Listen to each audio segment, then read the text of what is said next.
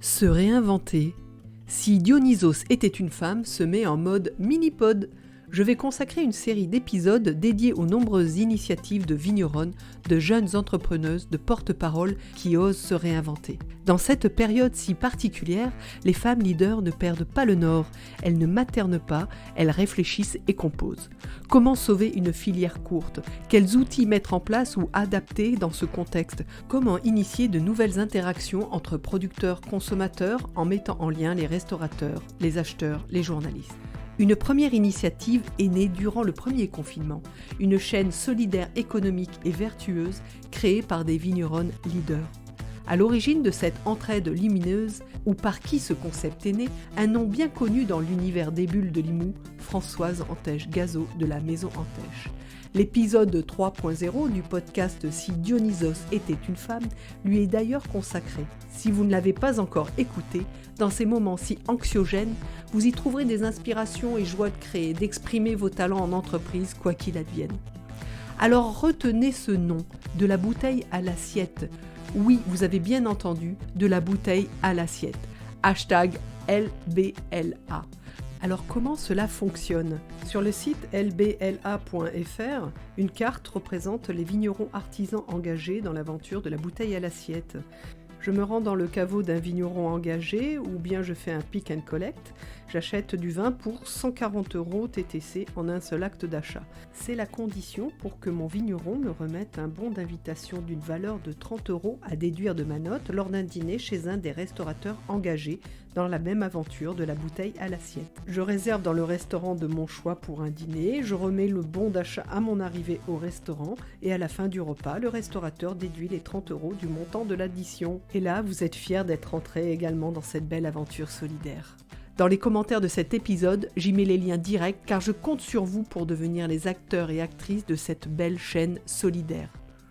Et qui mieux que Françoise pour vous présenter ce concept et les circonstances de cette illumination de génie. Alors Françoise, peux-tu rappeler le contexte qui a fait germer cette idée ?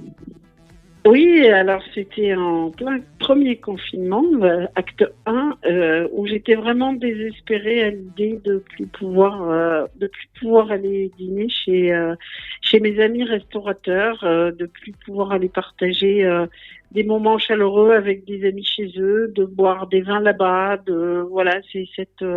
je suis toujours beaucoup sortie et j'ai toujours été très admirative de leur travail.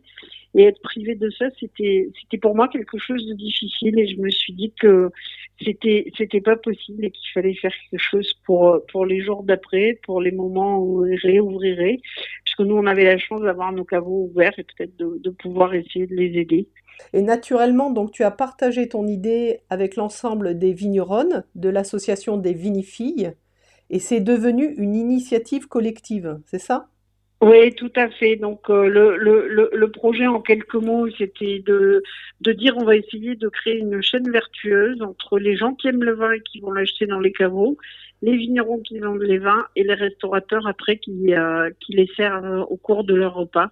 Et donc si quelqu'un vient acheter du vin dans un caveau et qui dépense au moins pour 140 €, ce qui est pas énorme en termes de nombre de bouteilles en général. Tout à fait.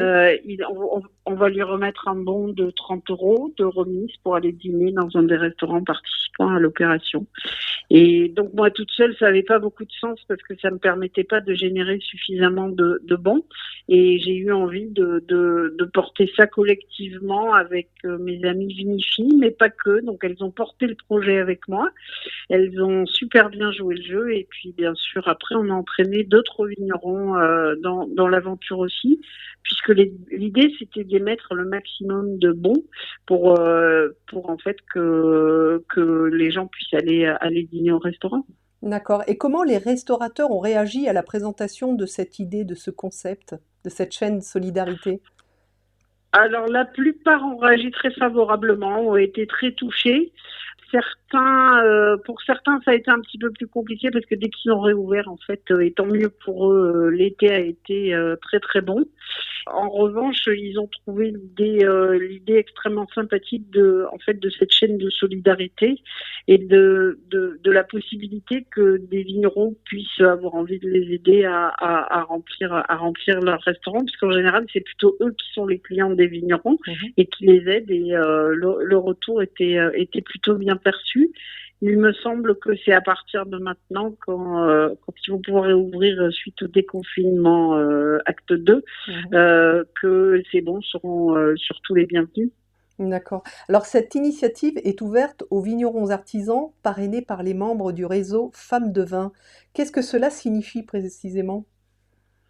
Donc en fait, l'opération a été portée par les Vinifis, diffusée par les Vinifis, et nous sommes rattachés à un groupe national de femmes vigneronnes qui s'appelle le Cercle des Femmes de Vin, où nous sommes 250 femmes vigneronnes à vivre de notre métier, et certaines régions ont eu envie de tenter l'aventure avec nous.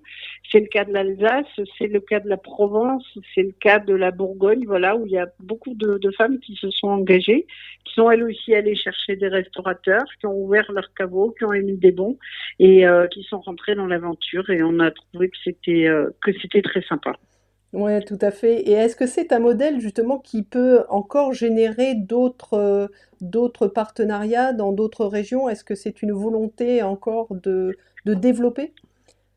Dans d'autres régions, oui, et puis dans d'autres occasions, par exemple, pourquoi pas imaginer qu'on va refaire quelque chose de spécifique sur la Saint-Valentin, qu'on va faire quelque chose l'été prochain, qui sera pas forcément lié à une réduction de prix, mais l'idée c'est de créer une communauté en fait de gens qui ont envie de travailler ensemble, qui ont envie de ce côté solidaire, et où on peut nous générer en fait du trafic chez nos amis restaurateurs, qui sont pas forcément nos clients d'ailleurs, puisque les gens vont dîner là où ils veulent, pas forcément.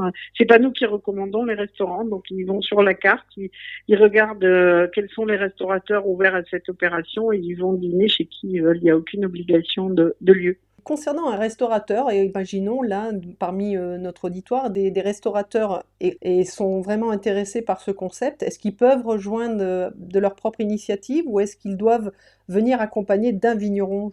Alors, ils peuvent nous contacter et on trouvera un vigneron près de chez eux qui les accompagnera, c'est sûr, qui leur expliquera en détail l'opération.